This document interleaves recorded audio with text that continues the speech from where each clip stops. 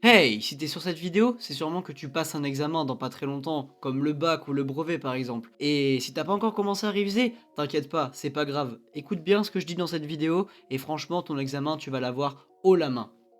Par contre, je voulais juste vous dire qu'il existait qu'une seule méthode pour avoir 100% de chance de réussir votre examen, c'est de mettre un petit pouce bleu à cette vidéo. Donc si tu mets un pouce bleu, et ben t'auras ton examen. Après je dis ça, je dis rien, hein. Libre à toi d'essayer si tu en as envie ou pas, hein.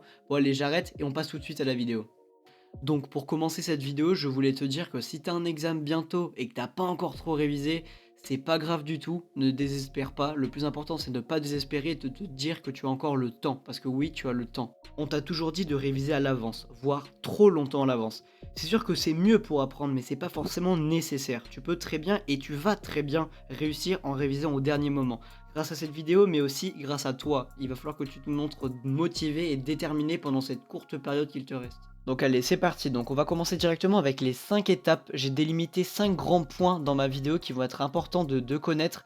Et j'aurais pu en mettre plus, mais j'ai mis les plus importants parce que je veux pas vous faire perdre trop de temps parce que vous êtes déjà un petit peu en retard par rapport à vos révisions. Du coup, bah écoutez bien, c'est parti. Donc c'est parti pour la première étape. Donc la première étape, ça va être d'établir un planning. Mais cette étape va être facultative, c'est-à-dire qu'elle va être nécessaire chez certaines personnes alors que chez d'autres, vous n'allez pas forcément en avoir besoin. Je m'explique. En gros, par exemple, moi, j'ai pas besoin de faire de planning. Ça ne me sert à rien, je sais à peu près ce que je vais réviser tous les jours. Mais pour les personnes qui ne sont pas hyper organisées, je vous conseille de faire un planning pour ensuite, une fois que vous avez révisé votre leçon de maths, par exemple, ou votre leçon d'histoire, vous le mettez une petite croix à côté en mode c'est fait, et comme ça, vous pouvez avoir une idée plus claire de là où vous en êtes par rapport à vos courtes révisions. Donc la deuxième étape va être l'étape la plus importante parce que ça va être la base, de votre travail, de vos révisions. Ça va vraiment être le noyau de ce que vous allez faire cette semaine, par exemple. Donc en fait, tout va dépendre du temps que vous avez. Si vous avez encore 2 voire 3 semaines avant votre examen, vous pouvez, à partir de vos leçons, de vos cours à vous, créer vos propres fiches. Ça sera mieux pour la révision. Et là, je m'adresse par contre maintenant à ceux qui ont par exemple plus qu'1 semaine et demie, voire 1 semaine, voire moins, par rapport à leurs examens. Je vous conseille d'aller chercher directement des fiches sur internet, par exemple, il y a des sites comme Cartable, mais je préfère pas faire de pub à certains sites, mais vous pouvez trouver très facilement des fiches de leçons bien résumées des cours, tout simplement, ça sera plus rapide et vous gagnez du temps parce que vous n'avez pas à créer la fiche, mais vous avez directement à l'apprendre et c'est ça le plus important. Du coup, je vous conseille de faire ça pour ceux à qui il reste environ 1 semaine et demie, voire 1 semaine.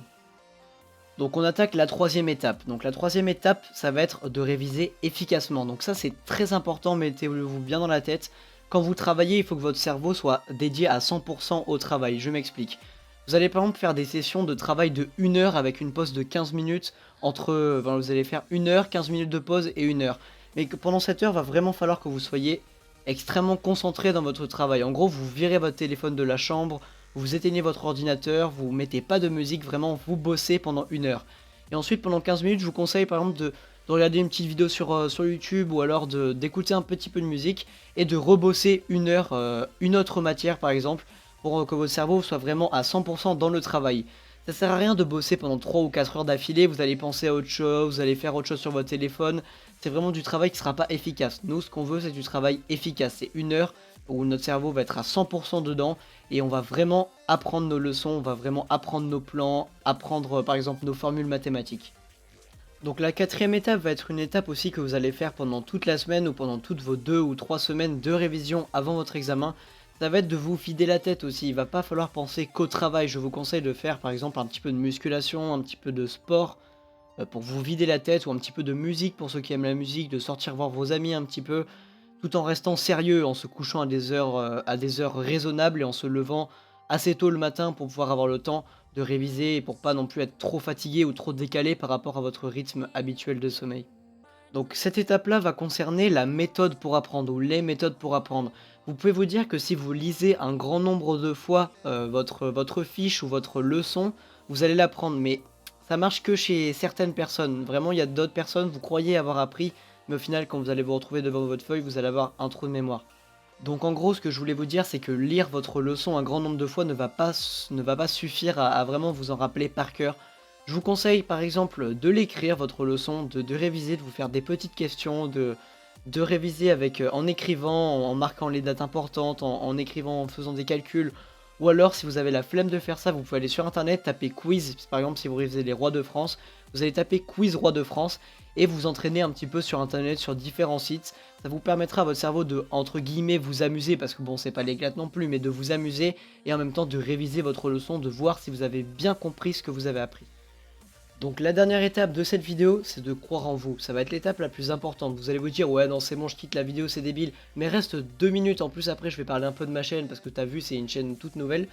Donc en gros c'est de croire en toi, de pas te désespérer. En gros c'est, tu vas te mettre devant ta feuille et tu te dis, bon, ça je le sais, je l'ai vu en cours toute l'année. Et en plus je l'ai révisé cette semaine. Du coup, eh bien, vous n'avez plus qu'à gratter, à croire en vous, à montrer à votre correcteur que vous êtes intelligent et que vous avez compris la leçon. Donc, si cette vidéo t'a plu, moi je bégaye, ça y est, bon la vidéo est finie, je bégaye. Si cette vidéo t'a plu, tu peux t'abonner, n'hésite pas à partager cette vidéo sur les réseaux sociaux, c'est vraiment super super super important. Peut-être que ça touchera plus de monde, peut-être que ça aidera plus de monde à avoir vos examens.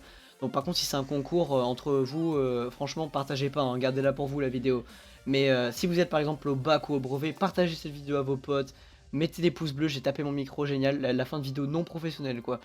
Partagez cette vidéo, mais lâchez un pouce bleu et je vous dis à la prochaine pour une prochaine vidéo qui sera peut-être une vidéo comment être musclé pour l'été, pendant l'été. Ah, je dis ça, je dis rien, on verra. En tout cas, mettez des commentaires si ça vous a plu. Allez, salut tout le monde!